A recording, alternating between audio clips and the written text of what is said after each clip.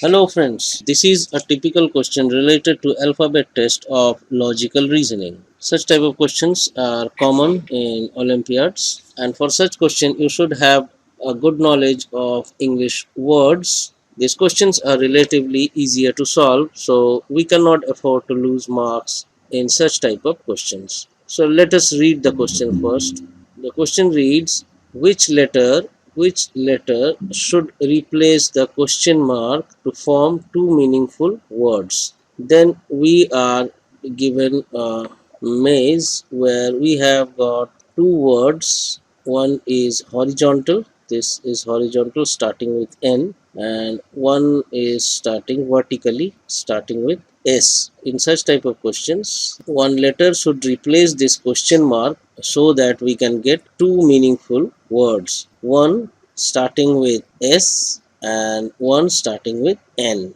So for such type of questions, it may happen that the correct letter comes to your mind at the very first instance as you see the words.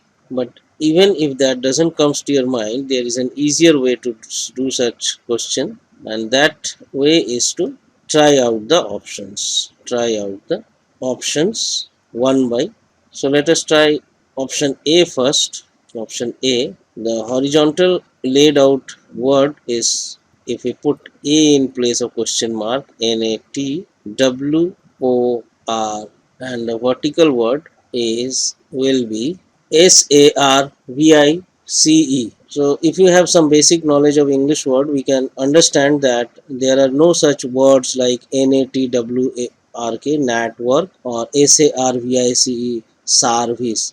So this option A is not the correct option. Now let us try out option B.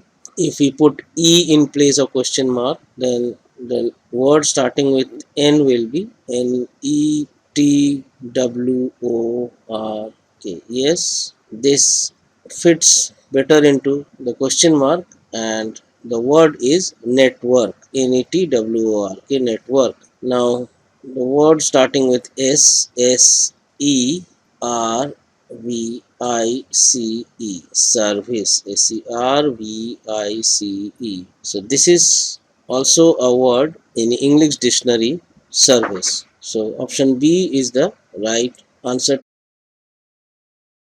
If our videos and website www.decodmonk.com helped you in any way, you may thank me by subscribing to my channel and clicking the like button. Please remember to share the videos so as to help other fellow students like you.